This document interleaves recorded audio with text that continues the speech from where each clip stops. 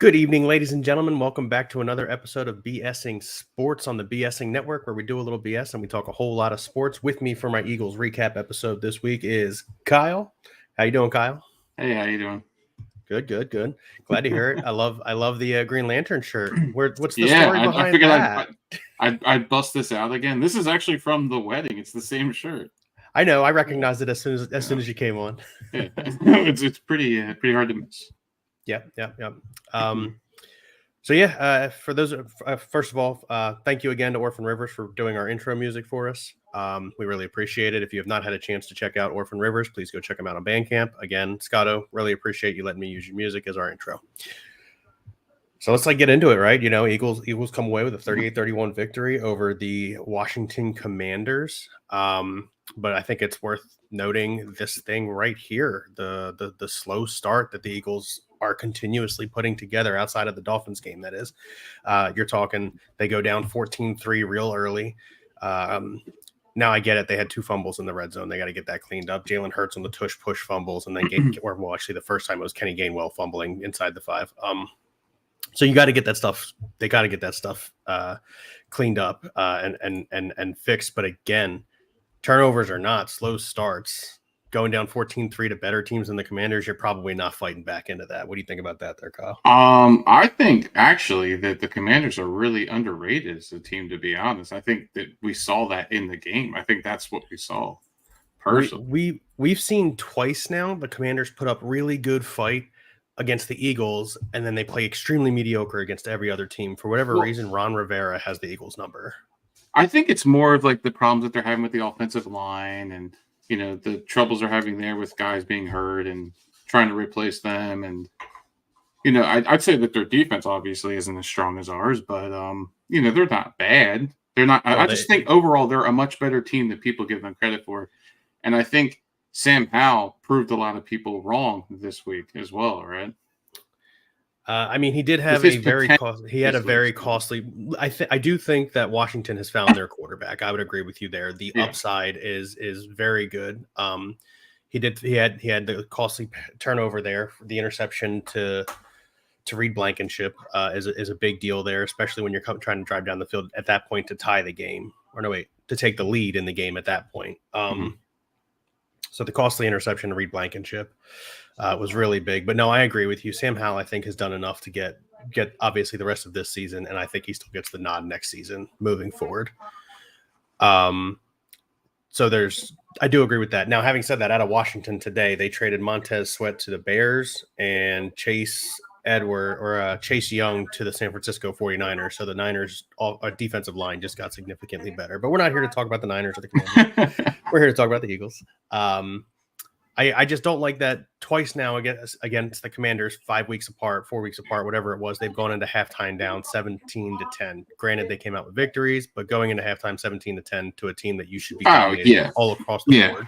Oh, no, I totally get where you're coming from there. It's like everybody kept saying last year, right? Like, you know, we're still like working out like where we're supposed to be. You know what I mean? Like there's little things here and there, but I feel like our team's kind of like this 3-headed monster, right? Like, even when we're like having trouble with the offense is getting off to a slow start. The defense will pick it up, and even special teams like Covey had some he had like a really nice breakout run, and you know, I just feel like when we're lacking somewhere else, the team will represent somewhere else. You know what I mean? Like, and I feel like that's what the Eagles keep doing.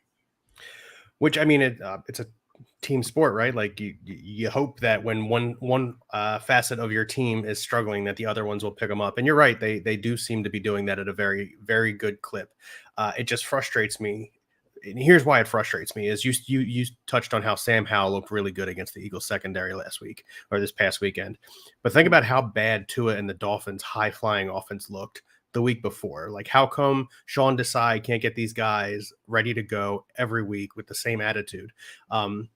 Because it's getting to the point where it's a bit frustrating, the differences we're seeing in the defense like this. And now, granted, it's been the Commanders that have done it to us.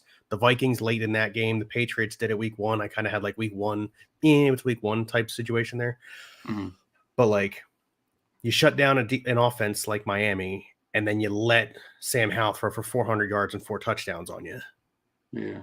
Well, I kind of feel like at the same time, like, I mean, there's a lot of hate towards Tua as well, right? Like, a lot of people still don't think like he's proven himself.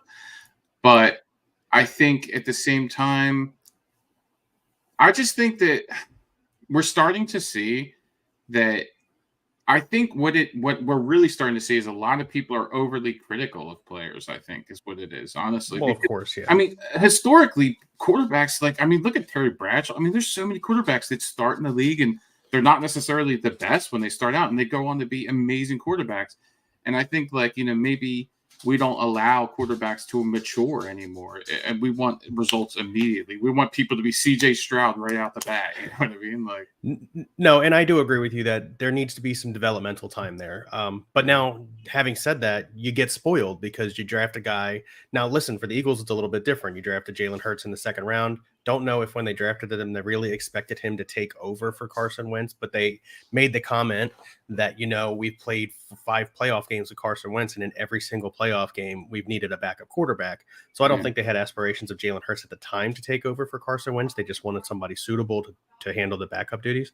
But obviously, here we are. He just gets that huge contract. He's playing pretty well, believe it or not. I know the statistics and the turnovers don't seem like the eye test. You're looking at it, it doesn't seem like they're doing a good job. However, compliments of Tim Hawkins. Thanks for giving me the stats that I'm about to read here.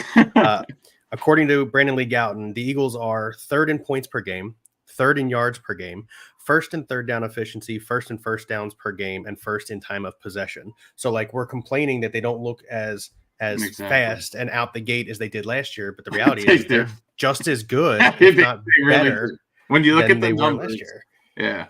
Yeah, exactly. So, and I think it's because of the slow starts, right? Like we're getting these slow starts, and then we're in these close games that we feel like we shouldn't be in close games. You know what I mean? And I think that's the reason we feel that way as a fan base. Anyway, that's why I feel that way. There was no reason to make us stress against the Commanders. I'm throwing it out there. There's also the untangible factor that people always seem to forget is the other person's will. They want to win too. You know what I mean? Like, they're not here to get crapped on, right? You know what I mean? Like, they're not here to lose. They're here. They're showing up to win. They want to win the game as well, right? Yes, exactly. Yeah. Tim Hawkins, thanks for tuning in. For those of you who are tuning in, we've already said this several times. We are slowly but surely moving away from live streaming off of Twitter and Facebook platforms. If you are watching on any of those, please go to YouTube, like, subscribe, and share, and feel free to comment. If you're on Twitter, I can't see your comments now anyway, so flipping over to YouTube is helpful in that aspect also. But yes, in a few weeks, we will be leaving Facebook and Twitter live videos. They will all be coming from YouTube and Twitch from then on. That's pretty much all I watch anymore is YouTube. Sounds good. That's what we're on. Yeah. Going back to the tush push and the butt fumble, listen, 92% of the time, that's right. However, the Kenny Gainwell 1st and goal from the 5 run play, I've screamed it at the TV a million times. When Gainwell's on the field in the red zone, they know you're running the ball. Yeah. I don't agree with maybe he was a little busy on his phone. I don't know. Maybe that's what it was. I'm going to get into that. But no, a first down from the 5 run to Kenny Gainwell. Nick Sirianni's press conference yesterday said, well, he had a really nice run in the Dolphins game. Okay, so he had one nice run out of the 22 opportunities you've given him in the red zone. That doesn't really spell a lot of success, Nick.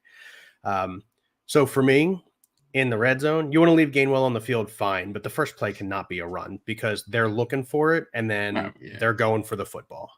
Yeah, exactly. Exactly, right? But, I mean, at least they're getting better at spreading the ball around. I mean, like, that has been significantly better for the offense and the schemes and everything that they're doing, right? Like, they're getting the ball. You specifically talking about the guy that nobody mentions, Devontae Smith and the Slim Reaper? Dude, he had a hell of a game this week. Yeah, exactly. He had a hell of a game Reaper, this I like week. that one. Yeah, no, I 100% agree. And then obviously he had the long touchdown catch, which boosts the stats a little bit. But again, it's the intangibles, things that don't see on paper that he's doing. He's clearing out the middle so Dallas Goedert can catch the ball and run for 22 yards. It all goes hand in hand. Tim Hawkins says Cam Jurgens is coming back, so the run game should get better. Nice. But again, play calling. I don't really have a lot to complain about on our next topic, the defense. Again, I don't like that Sam Howell just threw for 404 touchdowns, but on the flip side of that, like he I think realized they were getting beat certain ways in the first half, and he made adjustments in the second half. In the second half, they only scored one touchdown. I mean, or well, no, the late one. I don't like really our count. backs aren't the backs that are gonna like they're I mean like Slay and Bradbury, they're like getting old, they're getting kind of slow, right? Like they're more of like those guys, they're like will you come? Sorry, dogs getting No, you're rowdy fine. I there. got two of them. I got it. But they're like the kind of guys that, they're technicians, right? Like they're technicians of the game. They're not really young guys anymore. That's how they get by on playing. So I think like a lot of times, like the reason why that was happening is because they were just straight getting beat out on routes, you know. Yeah, I thought we were going to see a little bit more out of Kevin Byard. Ryan has corrected me every time I've said this dude's name. I think it's Byard. I thought we'd see a little bit more. Byard, right? Yeah. I think it's Byard. Yeah, I thought we were going to see a little more out of Kevin Byard. It seems like they were being really conservative with him, kind of sort of just like planting him in his zone and letting him hang out there. And that's not totally his game. He's not a man coverage guy anymore. He's not that guy anymore. No. However, he's not. I also don't think he's just a sit in the zone kind of safety. I think he needs to be free. Like you need to kind of let him do his thing.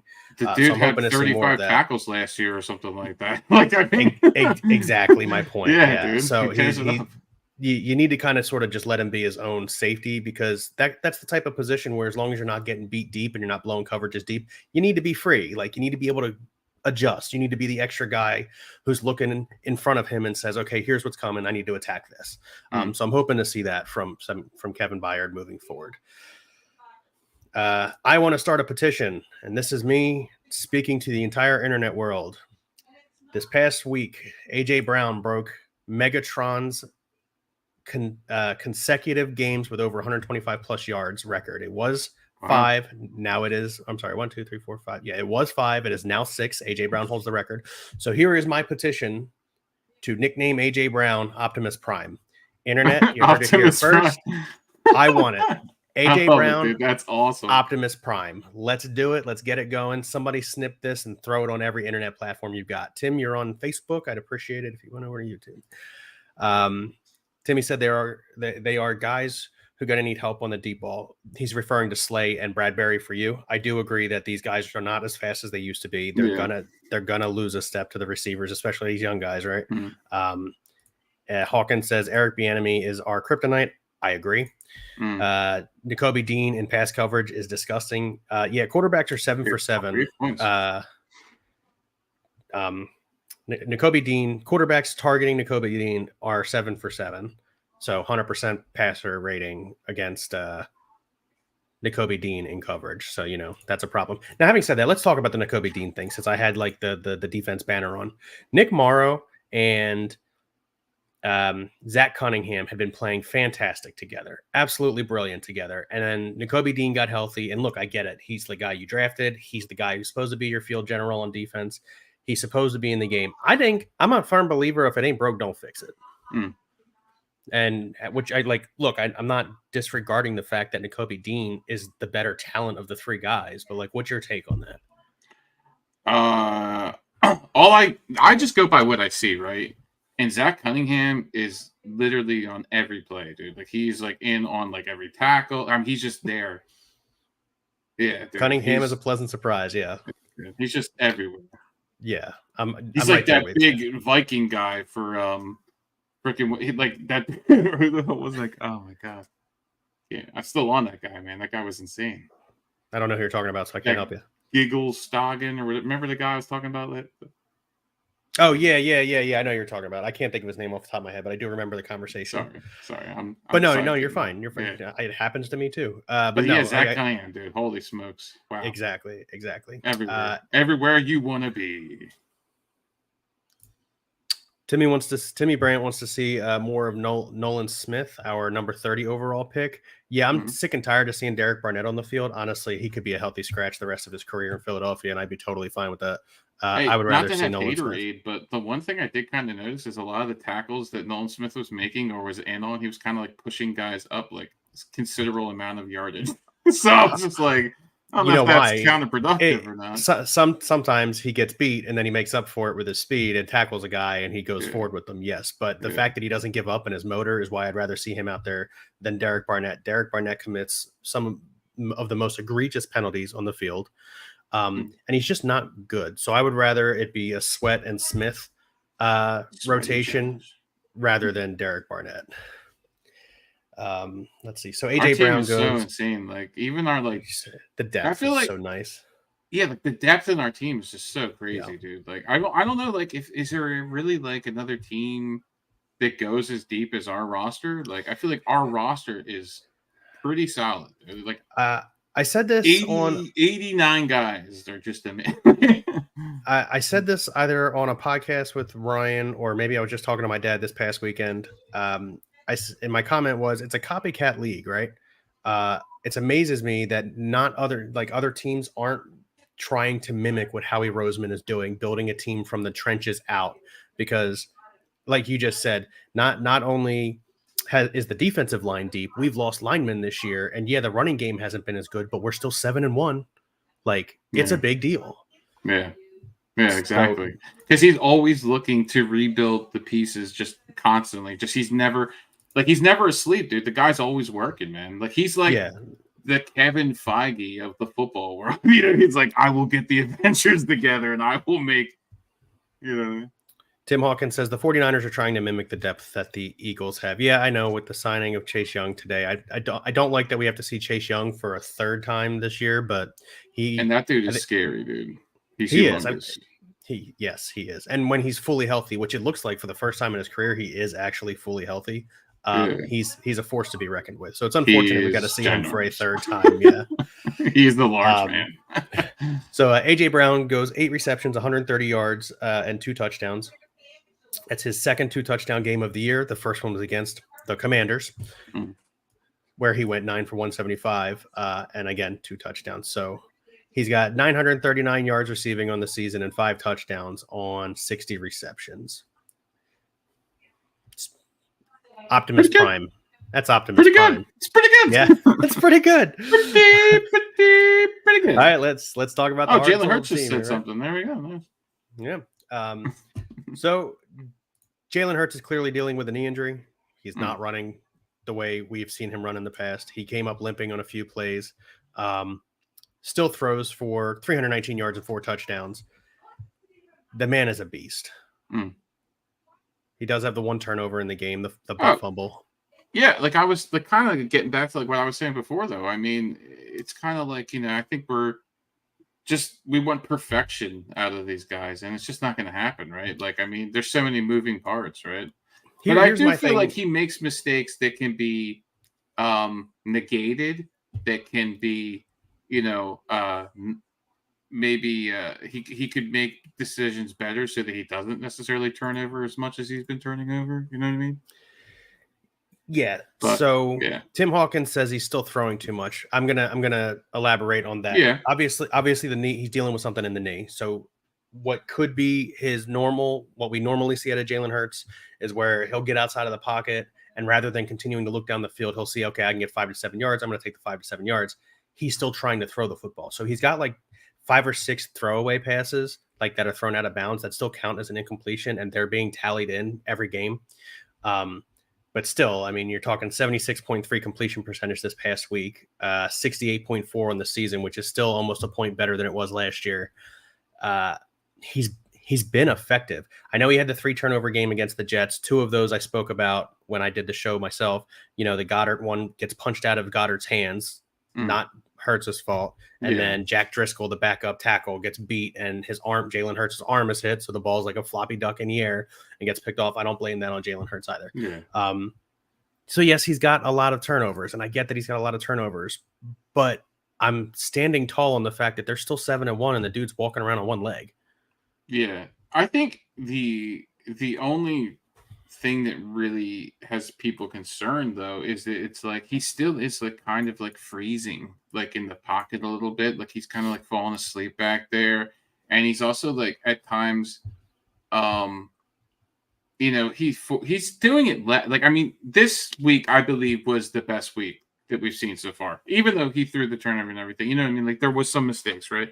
Yeah. I still think that the ball was spread out. I mean, everybody were getting targets pretty much. I mean, Yeah. I think there was like 8 people got targeted this game or something like that. Eight different people had receptions. Yep. Yeah, exactly. And I mean, the game just looked much better. I mean, he was even throwing up the middle in between the hashes. Like, I mean, the ball, like the route that's always open, like every play, like the freaking halfback is like right up the middle, and like no one's covering him, and he's wide open like every play. Yeah, so he actually threw the ball there. I think that I think he looks good. I just think that he had a couple of back shoulder throws. Yeah, it always seems like he's still not comfortable with the plays yet. I don't know. It's weird. There might be something to that. Preseason games. I don't know. The lack thereof. I agree. Exactly. I don't agree with them getting 0 snaps in the preseason. But especially with a new offensive coordinator, right? So, like, yeah, okay, he was the quarterback's coach last year and the year before, and he's been with Jalen forever. Doesn't mean he's gonna be good at calling plays. Yeah, it's that simple. Now, again, in this game, like you said, a little bit more polished. He had a couple of really, really, really nice back shoulder throws. Two of them to AJ Brown, which ended up being touchdowns. One of them was an amazing catch. That deep ball to Devontae Smith, that was beautiful. When he beat him, I forget who he beat out, but he just completely beat him out on the route, and it just. I think there was supposed to be safety help over the top, and it just wasn't there. Yeah, he got there way too late, buddy. But yeah, so like stuff like that, he looks better, and that's a good read, right? Like those are routes that he had been missing previous weeks. Like you go back and you watch some video, and there's guys wide open down the field, and Jalen is like trying to force the ball to AJ Brown, whereas this time he went through his progression because Smith wasn't his first target. He waited to go to him. So again, a little bit more polished, a little bit more refined, and good for Jalen Hurts there. Yeah. So again, the Eagles come away from the Commanders game with a 38-31 victory, and they move on to Dallas. How do you feel about this week, bud? We didn't even talk about. I believe wasn't this week was also Julio Jones' first touchdown as an Eagle too, right? Oh, you know what? You're right. Give me 1 second, buddy. No one even on the announcers. No one even mentioned that, dude. How amazing is that? Julio Jones' first touchdown as an Eagle, bro. Yeah, and it's his first one in a long time. I don't know if you saw the replay where all of the offensive linemen and like everybody swarmed him after he scored the touchdown. Yeah. There's a backstory to that. Apparently, they had practiced that play like 15 to 17 times on Friday. They had implemented it, practiced it like 15 to 17 times, and finally they got it right in practice, and they felt comfortable enough to run it in the game. That's awesome. So, I had no idea. Yeah, so congratulations, Julio Jones, on your first touchdown as an Eagle. Here's to many, many more. Yeah, hopefully. Dallas week. Let's go back to Dallas week. Let's see. Tim Brandt asks, how do we stop CD? I mean, since he's really, in my opinion, the only threat as a wide receiver on that team. Get in a time machine. Take it back to the 90s. That's how you stop him. I think you just leave safety help, right? So you put he doesn't play in the slot. He plays on the outside. So you got Darius Slay and James Bradbury. You're already matching up pretty well against him. You always leave a safety on the side of the field that he's on. I know I just said Byard needs the opportunity to play his game. But in this game, I think you just leave a safety over the top, whatever side of the field that CeeDee Lamb is on, and you minimize him. He's going to get us. I'm predicting he gets 7 receptions for around 90 to 100 yards and probably a touchdown. But if that's all he gets, I'll take it. And it's Dak throwing in the ball as well, too. So there's that. Dak has had this thing where he plays really good against the Eagles in his entire career. Until he's got 4 of them on top of him. His neck. I think that's the big thing, too, right? Yeah. Washington was so good about making Sam Howell get rid of the football. 2-step drop, boom. 2-step drop, boom. 2-step drop, boom. And I get so irritated. I get so irritated because I'm like, Eagles linemen, please just put your hands in the air. That's all I'm asking. Show me that you're trying to knock the ball down. Dak doesn't play like that. They're a slow moving offense that is big play scary because of how it's drawn. So the plays take time to develop. And because even the way he hikes the ball, he takes 5 years, dude. Yeah, that too. The leg thing he does. No, you're 100% right. Yeah. But again, I do get nervous during Cowboy weeks simply because Dak does play good against the Philadelphia Eagles, better than most quarterbacks I've seen throughout the history of the rivalry. And they have Romo always Parsons seemed on to the team too. So They do have Micah Parsons, who's probably one of the best defensive ends in the league, or linebacker, whatever his position is called these days. like he's like an Aaron Donald. He's like a miniature Aaron Donald is what he is.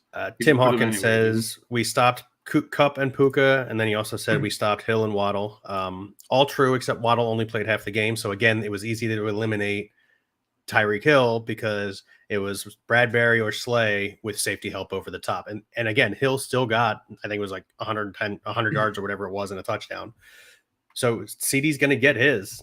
The offense has to be ready. You can't have a slow start. You can't be trying to catch the Cowboys. They're not the Commanders. They're not going to let you catch them. And the defense needs to be ready to go. I think the only thing the defense really has to worry about is I haven't seen it in a long time. I can't remember the last time I seen it, to be honest with you. But the last time, like, Dak's legs really were on fire or whatever. Like, so if he actually is able to run the ball in that game, I feel like he could control the game. But he doesn't. It seems like he's scared nowadays to run. I don't know. I mean, he did have that pretty brutal ankle/shin injury a couple years ago. So he has been a little bit quicker to take off this year. And I think that, he's definitely not the speedy guy that he used to be. But he's being, from what I've seen so far, he's being smart with his runs. And look, Dallas fans are bringing up like the score how bad they beat the Jets, and then the Jets beat the Eagles, how bad they beat the Rams, and the Eagles only barely beat the Rams on the scoreboard, how bad they beat somebody else, and how the Eagles only kind of sort of beat them. Mm-hmm. The reality is it doesn't matter. You're 5-2 and we're 7-1. So yeah, exactly. Flip it any way you want to flip it. The record for the Eagles is still better. I agree with this. Getting pressure on Dak is going to be huge, especially early. Make him think twice about holding the football that extra second. Exactly. And Jalen Carter is poised to play this week. And so is Jordan Davis, to my knowledge. So, you get Davis and you get Carter back. You obviously have a healthier Slay, Kevin Byard, Reed Blankenship's healthy again. And then the rotation of the defensive line and the linebackers there with Morrow, Dean, and Cunningham. I don't want to see Cunningham come off the field at this point. I agree with you. The man is in every single play. Yeah, it's pretty crazy. Yeah. He's definitely making himself, what's that word, inexpendable or whatever? Yeah. Inexpendable, I think is the word. Sure, that's the one. I'm not a dictionary. That sounds better to me. I like that one. That's fine. You got anything else you want to touch on real quick? Not that I can think of off the top of my head. Copy that. I'm usually just... it's not a problem. So again, wait, hang on. Playing for a paycheck. Who's that, Tim Hawkins, playing for a paycheck? Yeah, Zach Cunningham, I guess. Oh, yeah. Okay. Yeah, that checks out. Train of thought there went away real fast. Yeah, I would agree that Zach Cunningham's definitely playing for a paycheck. Guy who got cut by a couple of rosters and ended up back on the Eagles. So, yeah. Yeah. But, that's something we could talk about.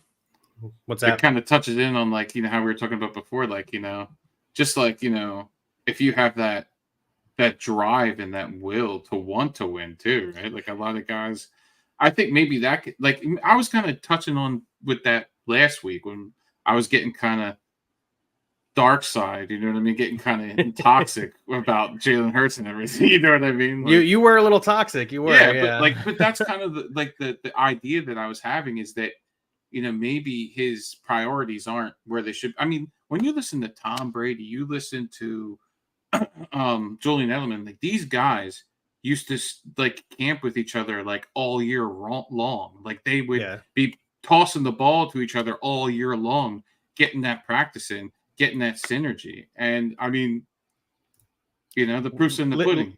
Listen, I see lots and lots and lots of videos of Jalen on the practice field before anybody else is out there, and then long after anybody leaves or everybody leaves. So the man's putting in work. So I don't question his work ethic at all. Okay. Here's something that's Jalen is a winner, and that's what matters. What is he? Tim will probably give me the number 22 and 25 in his last 25 starts or something, or 22 and 3 in his last 25 starts or something like that. He just keeps winning, and that's what's important. Now he needs to prove he can do it against Dallas, the Dak-led Dallas, not the Cooper Rush-led Dallas. And I would like to see that come to fruition this week in our 4:00 game. So yeah, that's what I'll leave us with. I'm going to leave us with a Go Birds, and thank you for joining us here on BSing Sports, where we do a little BS and we talk a whole lot of sports. Have a good night.